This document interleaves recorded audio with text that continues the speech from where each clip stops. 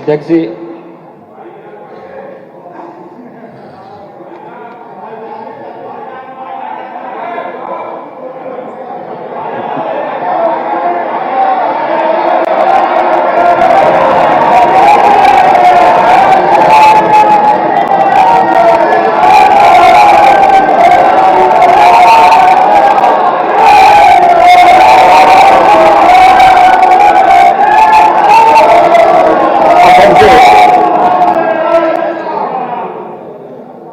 मैं आभारी हूं आपका कि आपने वर्ष 2024-25 के देश की सबसे बड़ी आबादी के राज्य उत्तर प्रदेश के बजट पर, जिसपे पिछले 3 दिनों से मान्य सदस्यों के द्वारा अनेक रचनात्मक सुझाव दिए गए हैं, उस पूरे बजट भाषण पर माननीय सदस्यों की बातों को रखते हुए मुझे इस सदन में अपनी बात को रखने का अवसर दिया है। मैं बजट पर अपनी बात रखने से पहले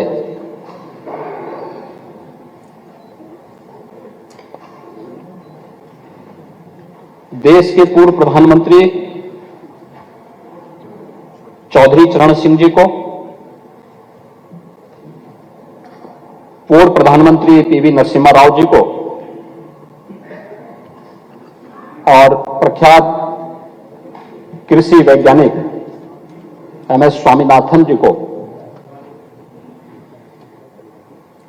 और इससे पूर्व स्वर्गीय कर्पूरी ठाकुर जी को और सरदेव लालकृष्ण आडवाणी जी को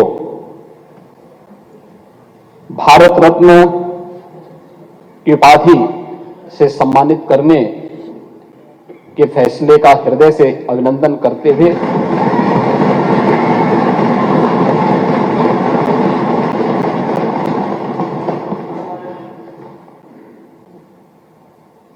इन सभी फैसलों का अभिनंदन भी करता हूं और आभार भी व्यक्त करता हूं। चौधरी साहब का संबंध उत्तर प्रदेश से था और उत्तर प्रदेश के मुख्यमंत्री के रूप में भी, देश के प्रधानमंत्री के रूप में भी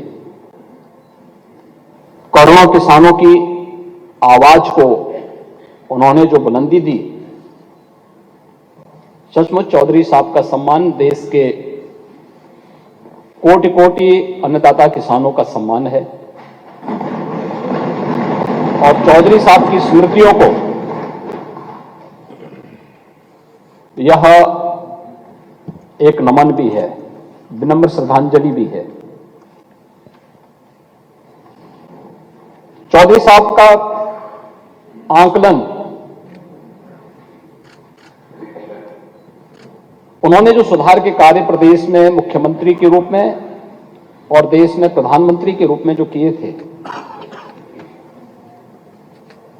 वो अविस्मरणीय है। राजस्व में आज जो कुछ सुधार हमें देखने को मिलता है वह चौधरी साहब की देन है। एक गरीब को उसका अधिकार मिल पा रहा है, चौधरी साहब की देन है। किसानों की आवाज को हर मंच पर तवज्जो दी जा रही है और 2014 के बाद प्रधानमंत्री मोदी जी के आने के बाद किसान सरकार के एजेंडे का हिस्सा बन सकता है, यह भी चौधरी साहब की देन है।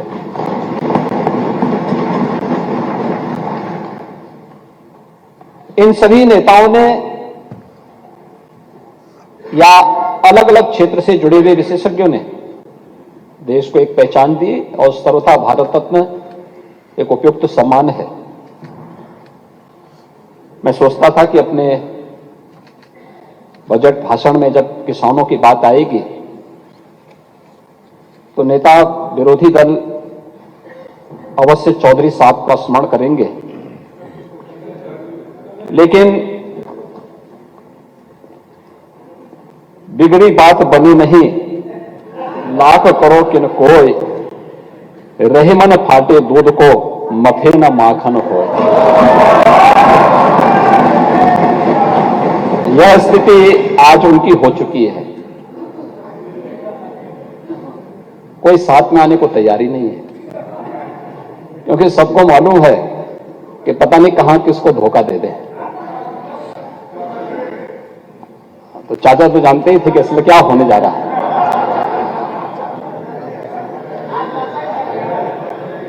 और इसलिए भाई पार्टी नहीं, हम लोग तो सम्मान देते हैं, हम सम्मान देते हैं, लेकिन कम से कम इन चीजों का उल्लेख करना चाहिए था। सदन के अंदर सदन की प्रोसीडिंग का हिस्सा बनना चाहिए था। चौधरी साहब का सम्मान किसानों का सम्मान है और उत्तर प्रदेश का सम्मान है। इसलिए बजट के अंदर जब अन्नदाता किसानों की चर्चा हो रही है तो कम से कम इन चीजों का उल्लेख कर देते तो अच्छा रहता। इसमें मुझे लगता है उनका भी सम्मान बढ़ता। लेकिन मैं महोदय धन्यवाद दूंगा उन सभी माननीय सदस्यों को। इस पूरी चर्चा में सत्ता पक्ष और विपक्ष के 93 माननीय सदस्यों ने इस चर्चा में भाग लिया और इस चर्चा में भाग लेकर के इसको और रचनात्मक बनाया। उत्तर प्रदेश विधानसभा में इतनी गंभीर चर्चा हो सकती हो, देर देर रात्रि तक सदन चल सकता हो, यह भी देश भी देख रहा है, दुनिया भी देख रहा है। सबने इस बात को देखा है और सभी माननीय सदस्यों ने बड़ी रुचि के साथ देर रात्रि तक रह करके इन सभी 93 सदस्यों को जिन्होंने इस पूरी चर्चा में भाग लेकर के इसे एक नई ऊंचाइयां दी हैं, मैं उन सबको भी हृदय से धन्यवाद देता हूं।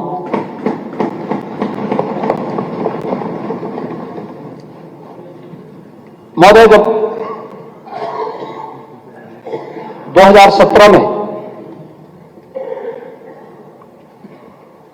हमने अपना पहला बजट उस समय प्रस्तुत किया था, तब भी हम लोगों ने इस बात को कहा था कि हमारा ये बजट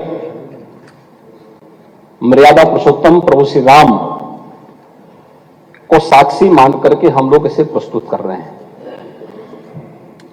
और ये हमारा सौभाग्य है कि जब आज हम लोग मेरी सरकार ने अपना 8वां बजट प्रस्तुत किया है, तब अयोध्या में प्रभु रामलला का भव्य दिव्य और नव्य मंदिर बनकर के आज प्राण प्रतिष्ठा का कार्यक्रम भी बड़ी धूमधाम के साथ संपन्न हो चुका है। रामलला वहां विराजमान हो चुके हैं और इसलिए बजट भी प्रभु राम के श्री चरणों में समर्पित है, क्योंकि लोक मंगल का ये बजट है, इसलिए प्रभु राम लोक मंगल के प्रतीक हैं। ये बजट भी उनके श्री चरणों में समर्पित है। महोदय, अमृतकाल के इस पहले बजट में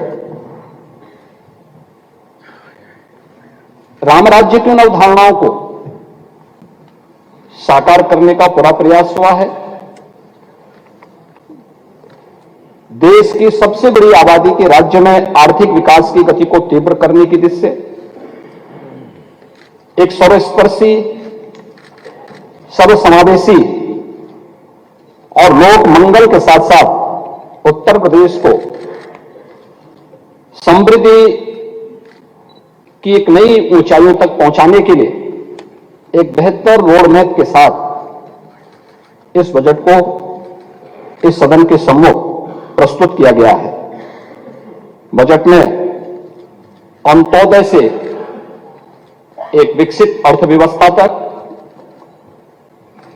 इंफ्रास्ट्रक्चर से ईज ऑफ लिविंग तक, ईज ऑफ डूइंग बिजनेस से इन्वेस्टमेंट के ड्रीम डेस्टिनेशन तक, कृषि और किसान से लेकर के गरीब कल्याण तक, आस्था से लेकर अर्थव्यवस्था तक, शिक्षा और स्वास्थ्य से स्वस्थ और स्वावलंबन की ओर, संस्कृति से समृद्धि की ओर और महिला सशक्तिकरण के संकल्प को समावित करते हुए एक विकसित उत्तर प्रदेश के रूप में प्रस्तुत करने का एक बेहतर रोड मैप और उत्तर प्रदेश को उस मार्ग पर ले जाने के एक संकल्प के साथ बजट इस माननीय सदन में प्रस्तुत किया गया है। तो बजट के आकार को लेकर के आपत्ति हो, क्योंककि पहली बार उत्तर प्रदेश का बजट देश का किसी भी राज्य की तुलना में सबसे बड़ा बजट है। 7,36,000 करोड़ रुपए से अधिक का बजट है। ऐतिहासिक वर्ष का एक ऐतिहासिक बजट भी है। अगर हम लोग 2012-13 की तुलना में देखेंगे तो 3 गुना से अधिक है। 2016-17 की तुलना में देखेंगे तो उनका उस वर्ष का चुनावी बजट था, उस सब के बावजूद उससे भी दोगुना बजट है। गत वर्ष की तुलना से देखेंगे तो लगभग 7% वृद्धि के साथ यह बजट इस माननीय सदन में प्रस्तुत हुआ है। महोदय, बजट में जो इसका आकार बड़ा है वो केवल व्यय की दृष्टि से नहीं है, वह 25 करोड़ जनता की आकांक्षाओं के अनुरूप लोक कल्याण के लिए, अंतिम पायदान पर बैठे हुए व्यक्ति के विकास के लिए, उत्तर प्रदेश के इंफ्रास्ट्रक्चर के लिए, शिक्षा, स्वास्थ्य और टेक्नोलॉजी को कैसे हम स्ट्रेंथन कर सकें, इस दिशा से आम जन के जीवन स्तर को उठाने के लिए और उत्तर प्रदेश जैसे राज्य में प्रति व्यक्ति आय को नेशनल एवरेज के बराबर ले जाने के एक संकल्प के साथ में हम लोगों ने यह बजट प्रस्तुत किया है। महोदय, उत्तर प्रदेश की जीडीपी की बात यहां पर हो रही है। अगर 16-17 की तुलना में आप देखेंगे तो पिछले 7 वर्ष, लगभग 7 वर्ष के दौरान 3 वर्ष कोरोना जैसी वैश्विक महामारी का सामना करने के बावजूद हमारी सरकार उत्तर प्रदेश की जीएसडीपी को दोगुना करने में सफल रही है। यह हम सब जानते हैं कि 2017 तक, आजादी के बाद से लेकर के 2017 तक उत्तर प्रदेश की कुल जीडीपी 12 और 13 लाख करोड़ के बीच में थी।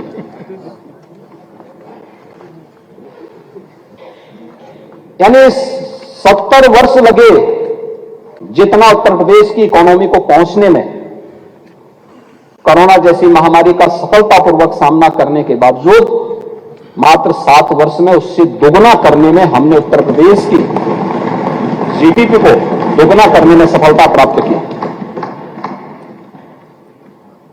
उत्तर प्रदेश की प्रति व्यक्ति आय को दोगुना करने में सफलता प्राप्त की। और यही नहीं, जब हम 2017 में थे, आबादी में उत्तर प्रदेश देश का नंबर 1 का राज्य था, लेकिन अर्थव्यवस्था में देश की 6ठी अर्थव्यवस्था के रूप में उत्तर प्रदेश गिना जाता था। और आज जब हम 2024 में आ रहे हैं, 2024-25 के बजट पे चर्चा कर रहे हैं, तब मैं कह सकता हूं कि उत्तर प्रदेश की अर्थव्यवस्था आज के दिन पर देश की नंबर 2 की अर्थव्यवस्था भी बनी है। देश की जीडीपी में हमारा शेयर बढ़ा है। आबादी देश की 16% यूपी में रहती है, लेकिन देश के विकास में उत्तर प्रदेश बामुश्किल 8% भी योगदान नहीं कर पाता था। और आज मैं कह सकता हूं उत्तर प्रदेश 9% से 9.2% भारत की अर्थव्यवस्था में उत्तर प्रदेश योगदान कर रहा है। और हमारा प्रयास होना चाहिए कि हम इस वर्ष इसे बढ़ा के 10% तक पहुंचाएं और अगले 5 वर्ष में से अपनी आबादी के बराबर तो हम कम से कम भारत की अर्थव्यवस्था में योगदान दे सकें।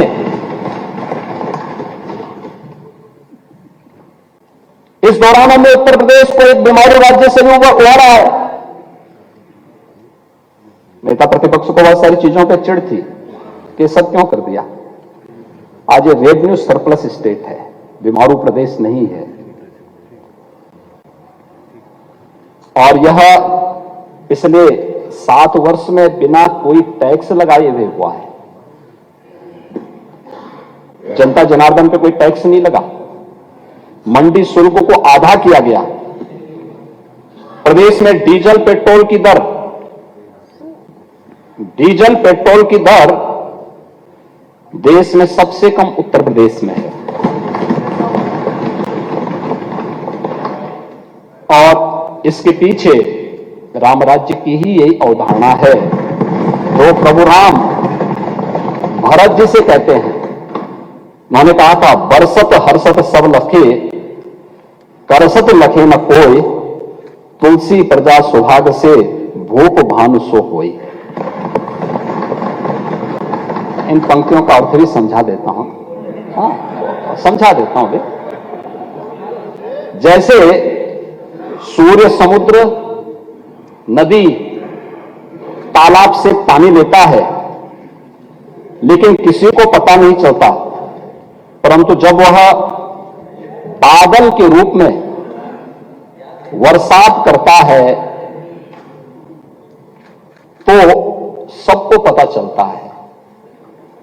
और खासकर यानी सभी जगह समान रूप से बरसता है। तो यही स्थिति बजट की भी है, इस लोक कल्याणकारी और लोक मंगल के बजट की भी है। अतिरिक्त टैक्स 7 वर्ष में नहीं लगा, मंडी शुल्क कम किया गया, डीजल पेट्रोल के वैट के दाम को कम किए गए। लेकिन जब प्रदेश के कल्याण के लिए, प्रदेश के विकास के लिए जो बजट प्रस्तुत किया है, जब ये बजट आ रहा है तो पूरे प्रदेश के अंदर बिना भेदभाव के सभी 75 के 75 जनपदों को ध्यान में रख करके यह सब किया गया है। तो यह लोक मंगल के लिए प्रस्तुत ये वही बजट है जो राम राज्य की अवधारणा पर आधारित है। महोदय, यहां हम करने में इसलिए सफल हुए क्योंकि हमने कर चोरी को नियंत्रित किया, राजस्व की लीकेजेस को रोका और प्रदेश के सीडी रेशो को हमने बेहतर किया। 2017 के पहले अगर प्रदेश में 100 रुपया जमा होता था तो मात्र 44 पैसा ही, 44 रुपया ही प्रदेश के उद्यमी, व्यापारी और युवकों को अपने रोजगार के लिए, अपने आत्मनिर्भरता के लिए कोई कार्य प्रारंभ करना है, स्वरोजगार के लिए कोई कार्य प्रारंभ करना मिल पाता था। आज पिछले 7 वर्ष में जो प्रयास प्रारंभ हुए, आज उसका परिणाम है कि हम इसको 57-58% तक पहुंचाने में सफल हुए हैं। यह एक बेहतर अर्थव्यवस्था की ओर हम सबका ध्यान आकर्षित करता है। डिजिटल लेन देन ने प्रदेश के अंदर एक बेहतर प्रतिस्पर्धा को जन्म दिया है और पिछले 5 वर्ष में इसकी रफ्तार हम दुगना करने में सफल हुए हैं। प्रदेश में डिजिटल लेन देन में आज देश के अंदर नंबर 1 है। जब मैं उत्तर प्रदेश को नंबर 1 लाने की बात करता हूं तो नेता विरोधी दल को इसमें परेशानी होती है कि उत्तर प्रदेश नंबर 1 क्यों हो गया। इस साल ये संख्या बढ़कर के 1174 करोड़ 32 लाख हो गई है, यानी आधे से अधिक लेन देन आज प्रदेश में यूपीआई के माध्यम से हो रहा है। डिजिटल बैंकिंग का आसान पहुंच आज गांवों में इंटरनेट के माध्यम से, वित्तीय जागरूकता के माध्यम से बन चुका है और डीबीटी के माध्यम से भी प्रदेश ने न केवल कोरोना कालखंड में बेहतर सफलता प्राप्त की थी, आज भी सफलतापूर्वक हर लाभार्थी तक पैसा सीधे पहुंच रहा है। महोदय, डीबीटी के माध्यम से आज 11 विभागों के द्वारा प्रदेश में जिन सेवाओं को पहुंचाया गया है उसमें हम लोग 62 करोड़ से अधिक ट्रांजैक्शन के माध्यम से 70,000 करोड़ रुपए डीबीटी के माध्यम से प्रदेश की गरीब जनता तक पहुंचाने में हमें सफलता प्राप्त हुई है। और जहां तक प्रदेश के अंदर बैंकिंग सेवाओं का प्रश्न है, तो हम सब जानते हैं कि अर्थव्यवस्था की बैकबोन होती है बैंकिंग सेवा। ये निवेश के लिए ऋण और बुनियादी ढांचा प्रदान करने के लिए एक स्पीड का काम करती है। इस दिशा से आज उत्तर प्रदेश एक अग्रणी राज्य बन चुका है।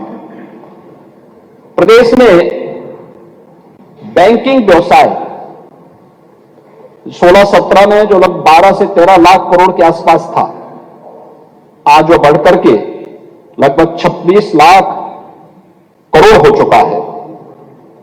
प्रदेश में 19,705 बैंक की शाखाएं हैं, लेकिन 2,28,000 से अधिक बैंकिंग कॉरस्पॉन्डेंट और बैंकिंग कॉरस्पॉन्डेंट सखी प्रदेश के अंदर आज इस रूप में बेहतर सेवाएं हर गांव में और हर कस्बे में उपलब्ध करवाने का कार्य कर रहा है। और यही नहीं, आरबीआई के बुलेटिन भी आज इस बात को प्रदर्शित करते हैं कि संस्थाओं से प्रोजेक्ट फाइनेंसिंग के लिए फंड आकर्षित करने में 16% से अधिक जो इन्वेस्टमेंट की हिस्सेदारी है वह उत्तर प्रदेश है, जो देश के अंदर शीर्ष स्थान पर है। ये इस नए उत्तर प्रदेश की स्थिति है, जिस उत्तर प्रदेश की वर्तमान प्रगति पर हमारे कुछ मित्रों को आपत्ति है। प्रधानमंत्री जनधन योजना में 9 करोड़ खातों के साथ उत्तर प्रदेश देश में नंबर 1 पर है, और इनमें से आधे खाते महिलाओं के। पीएम स्वनिधि योजना में 17 लाख से अधिक रेहड़ी पटरी व्यवसायी लाभान्वित हो रहे हैं, जो देश में नंबर 1 पर है। प्रधानमंत्री सुरक्षा बीमा योजना में 5 करोड़ 55 लाख लाभार्थियों के साथ उत्तर प्रदेश देश में नंबर 1 पर है। और आईटीआर फाइल करने में, यानी आयकर रिटर्न भरने में उत्तर प्रदेश देश में दूसरे स्थान पर है। जून 2014 में 1,65,000 आयकर रिटर्न उत्तर प्रदेश में फाइल होते थे, और जून 2023 में यह बढ़कर के लगभग 12 लाख हुए हैं, यानी 1,65,000 से।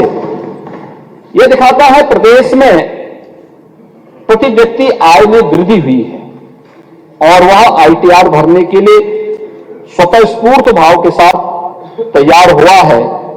यह प्रदेश को अगर हम देखेंगे तो 2022-23 की तुलना में राष्ट्रीय फलक पर भी देखेंगे तो राष्ट्रीय आर्थिक विकास की जो दर थी 7.2 रही, जबकि प्रदेश की इस दौरान अगर हम करंट प्राइस में लेंगे तो 14.3% की दर से उत्तर प्रदेश की विकास दर देश के अंदर रही है।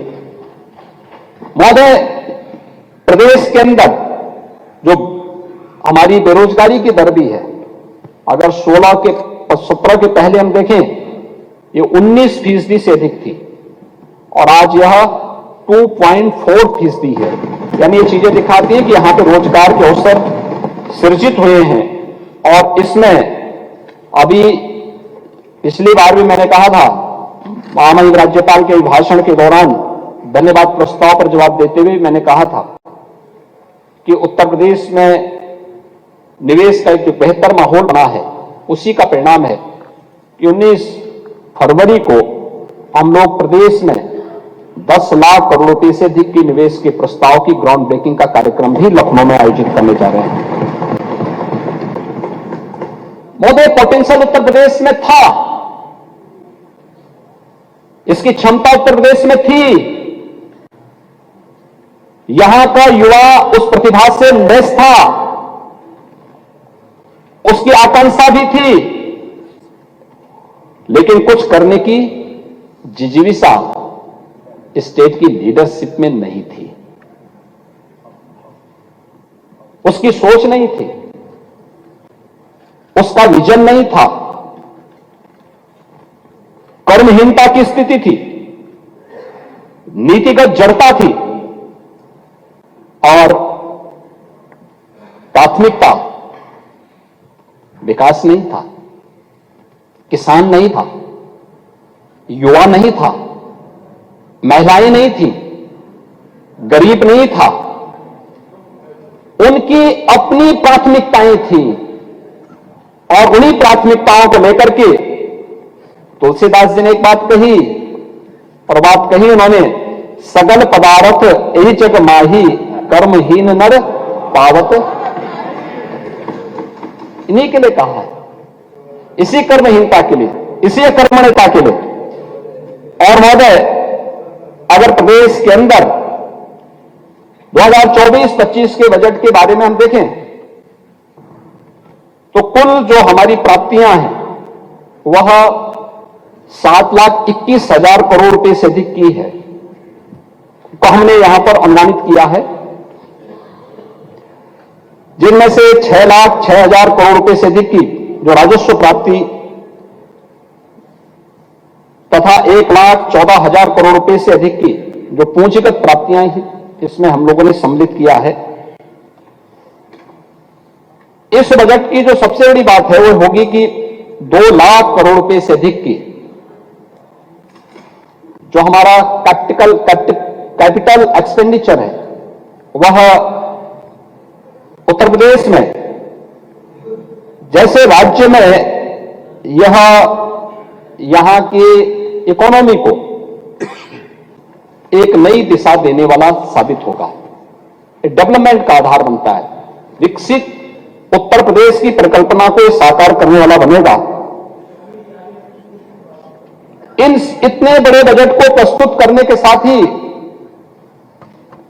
उत्तर प्रदेश ने यह साबित किया है कि उत्तर प्रदेश अपने बेहतर राजकोषीय प्रबंधन के माध्यम से हम उत्तर प्रदेश को एक बेहतर दिशा में अग्रसर कर सकते हैं और राजकोषीय अनुशासन को बनाए रख सकते हैं।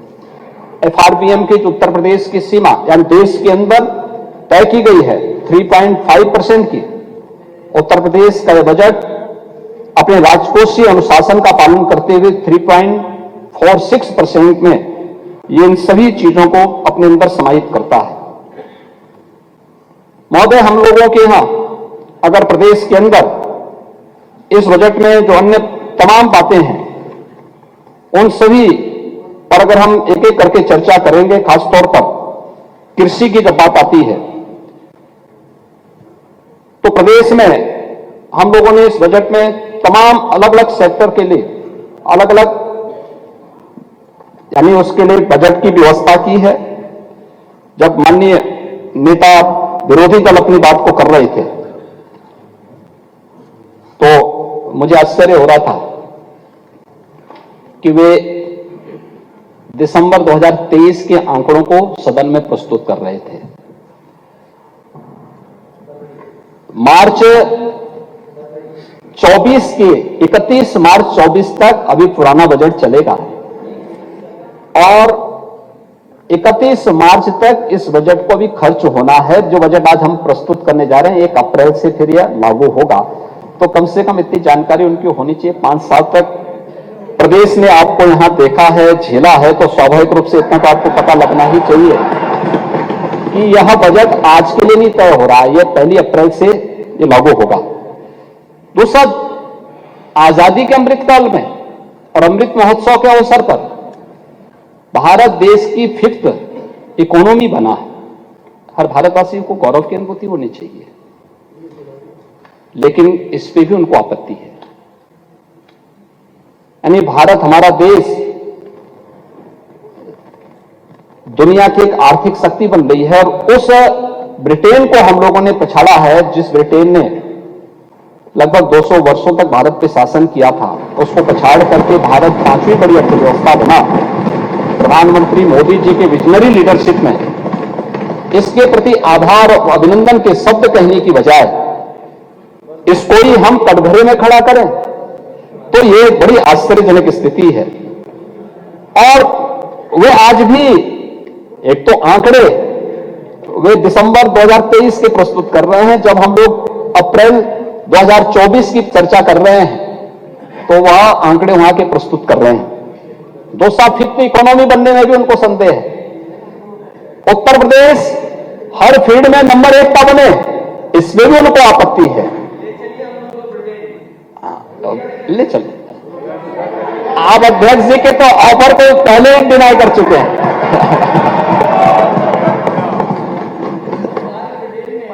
ओह, मैंने कहा ना, अध्यक्ष जी ने आपको एक आमंत्रण दिया, आपने उसको नकार दिया। और अयोध्या आप जाना नहीं चाहते, ब्रिटेन तो आप अक्सर जाते ही हैं, ब्रिटेन तो आप अक्सर जाते हैं, और आपके टिकट कौन बुक कराता है ये भी आपको पता है।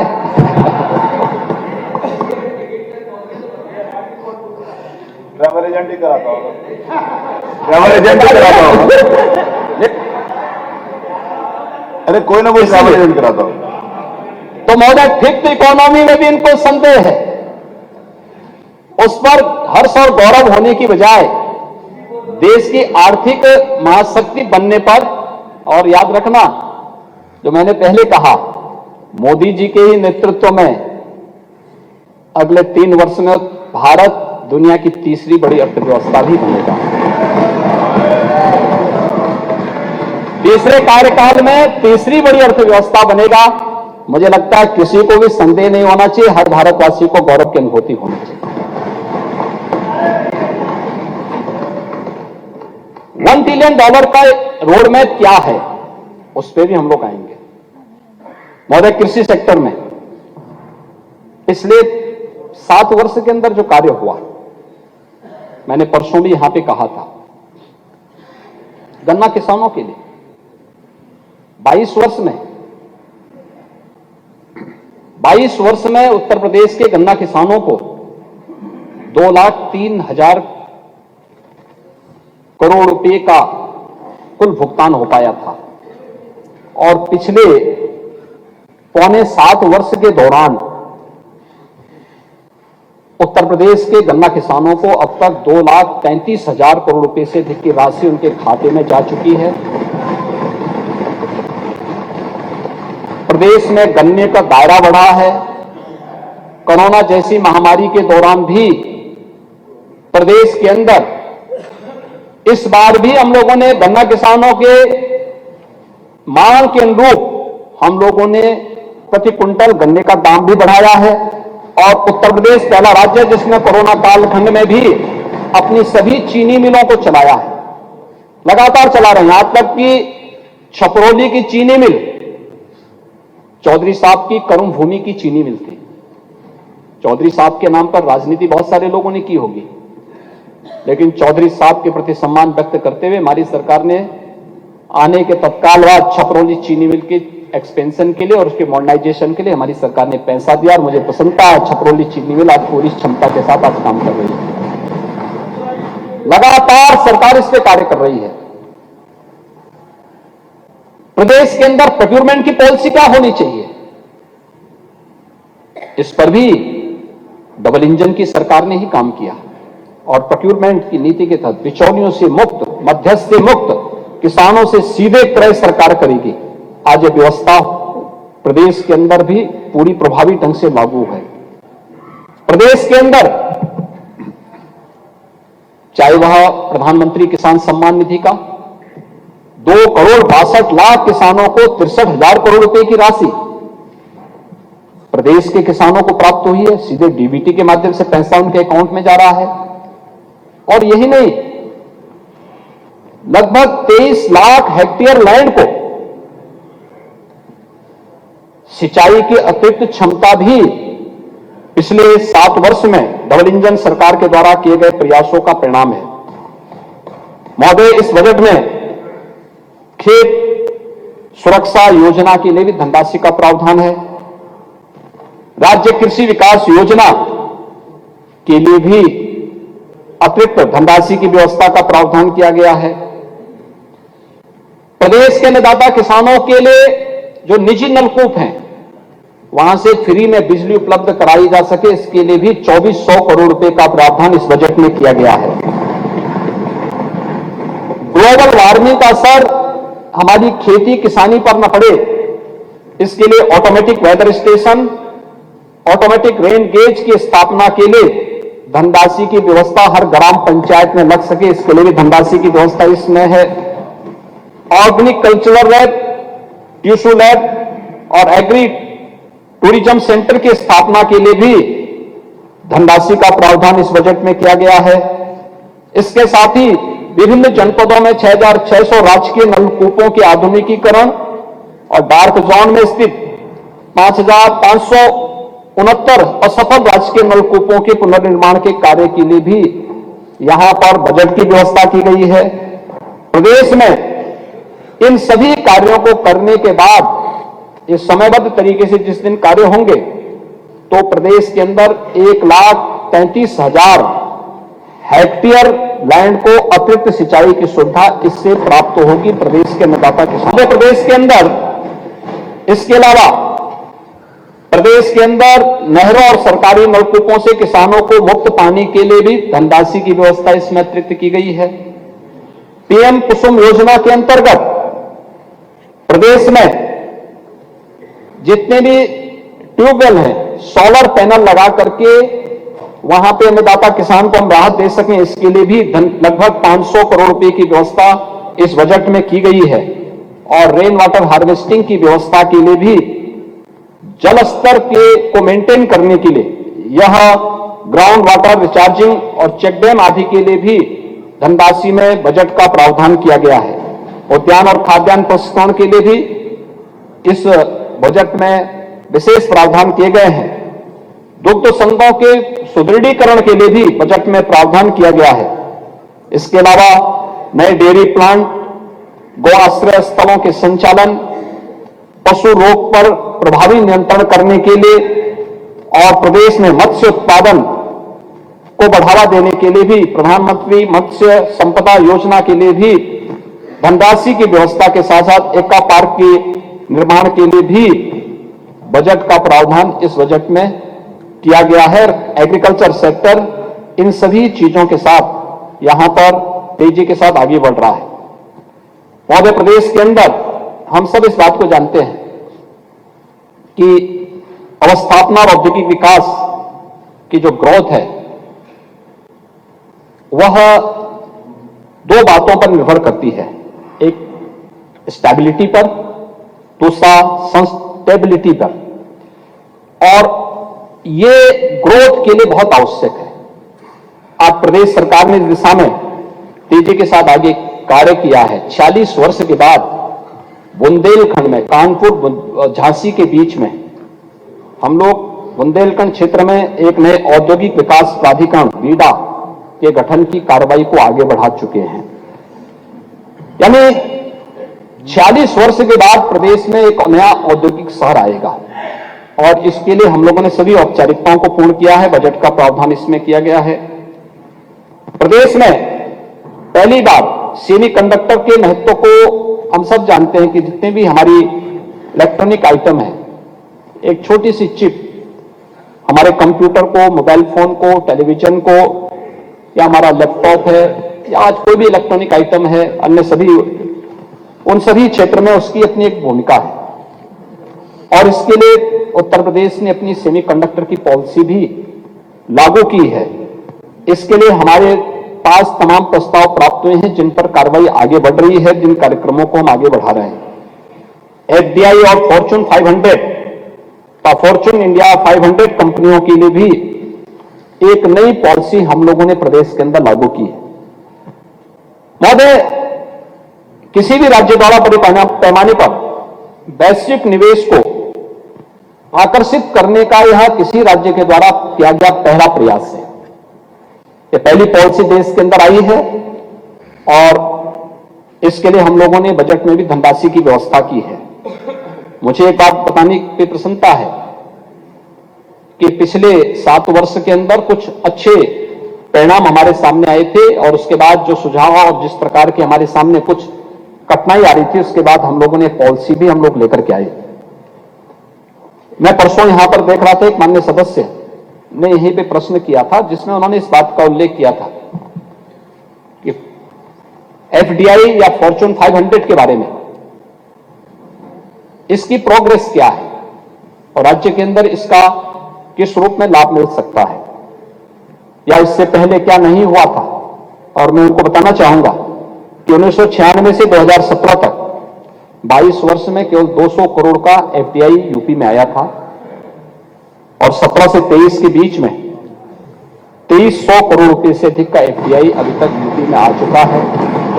और इस नई पॉलिसी के बाद एक नए द्वार खुलेंगे एफडीआई के लिए भी और उससे होने वाले निवेश के माध्यम से नौकरी और रोजगार की एक नई संभावना प्रदेश के अंदर विकसित होगी। महोदय, प्रदेश के अंदर बेहतर इंफ्रास्ट्रक्चर के लिए यह हमारी सरकार का सौभाग्य है कि पूर्वांचल एक्सप्रेसवे, बुंदेलखंड एक्सप्रेसवे का निर्माण कार्य हम पहले ही पूरा कर चुके हैं। प्रदेश के अंदर अन्य एक्सप्रेसवे के कार्य के साथ साथ आज हम लोगों ने मेरठ को प्रयागराज से जोड़ने के लिए गंगा एक्सप्रेसवे के लिए भी व्यवस्था की है और हमारा प्रयास है कि प्रयागराज कुंभ के पहले हम इस एक्सप्रेसवे को यातायात के लिए प्रारंभ कर सकें। इसके लिए सरकार के स्तर पर बेहतर प्रयास प्रारंभ हुए हैं। पूर्वांचल एक्सप्रेसवे को आगरा लखनऊ एक्सप्रेसवे के साथ जोड़ने के लिए भी एक लिंक एक्सप्रेसवे के निर्माण के लिए भी धनराशि की व्यवस्था इस बजट में की गई है। अटल इंडस्ट्रियल इंफ्रास्ट्रक्चर मिशन के लिए भी धनराशि की व्यवस्था वर्तमान वर्ष के सापेक्ष 33% तक धनराशि की व्यवस्था इस बजट में की गई है। और एमएसएमई में प्रदेश के अंदर जो किसी भी इकोनॉमी का खासतौर पर बड़े निवेश का जो बैकबोन होता है वह एमएसएमई का क्लस्टर उनके पास किस रूप में मौजूद है इस पे निर्भर करता है। ये रोजगार और की संभावनाओं को भी अधिक से अधिक रोजगार के सृजन की संभावना भी इससे बनती है। और इस सेक्टर में जो 2017 के पहले लगभग पूरी तरह उपेक्षित सा था, आज वह 2016-17 तक प्रदेश में कुल 28,000 करोड़ रुपए का ऋण वितरण होता था एमएसएमई सेक्टर को, क्योंकि जो हमारा पोटेंशियल था, जो प्रदेश के अंदर संभावनाएं थी, उस फील्ड की उपेक्षा की गई, उसको हतोत्साहित किया गया। परिणाम क्या था? ये बंदी के कगार की तरफ जा रहा था। आज प्रदेश ने जब थोड़ा भी उसमें प्रोत्साहन दिया, अभी हम लोगों ने 22-23 में 1,60,000 करोड़ रुपए का ऋण उपलब्ध एमएसएमई यूनिट को प्रदेश के अंदर उपलब्ध कराया है। जो पहले केवल 28,000 था, आज 1,60,000 करोड़ पहुंचा है। और 24-25 के लिए हम लोगों ने इस लक्ष्य को 2,91,000 करोड़ रुपए तक पहुंचाने के लक्ष्य के साथ अपने कार्यक्रम को आगे बढ़ा रहे हैं। महोदय, आज इस बजट में एक नई स्कीम मुख्यमंत्री युवा उद्यमी विकास अभियान को भी हम प्रारंभ करने जा रहे हैं, जो प्रदेश के हमारे नए उद्यमियों को, जिनको हम एक निश्चित व्यवस्था के तहत जिनका हम प्रशिक्षण करवाएंगे, उन्हें उद्यम लगाने के लिए प्रोत्साहित करेंगे। पहले चरण में 5 लाख रुपए तक की ऋण यानी ब्याज मुक्त ऋण उन्हें उपलब्ध करवाने की कार्रवाई हम इसके साथ करेंगे। और इस राशि को जैसे ही उनका भुगतान होगा तो फिर उसको 7.5 लाख रुपए। इस राज्य को कोई बैंक लोन देने को तैयार नहीं था, उसे सभी बैंक प्रोजेक्ट फाइनेंसिंग के लिए ऋण देने को आज आतुर हैं। जहां कोई निवेशक आने को तैयार नहीं था, आज वह देश और दुनिया के हर इन्वेस्टर के लिए इन्वेस्टमेंट की ड्रीम डेस्टिनेशन के रूप में वही राज्य बन गया है। इसका कारण है कि सतत और नियोजित प्रयास, सरकार के स्तर पर जो प्रयास प्रारंभ हुए हैं, हर ओर से प्रारंभ हुए हैं, लक्ष्य तय करना और फिर उसकी सिद्धि के लिए अपना सर्वश्रेष्ठ प्रयास करना। और यही प्रदेश के अंदर पिछले 7 वर्ष के अंदर जो कार्य प्रारंभ किया गया है, उसकी परिणति आज हम सबके सामने इस रूप में देखने को मिल रही है।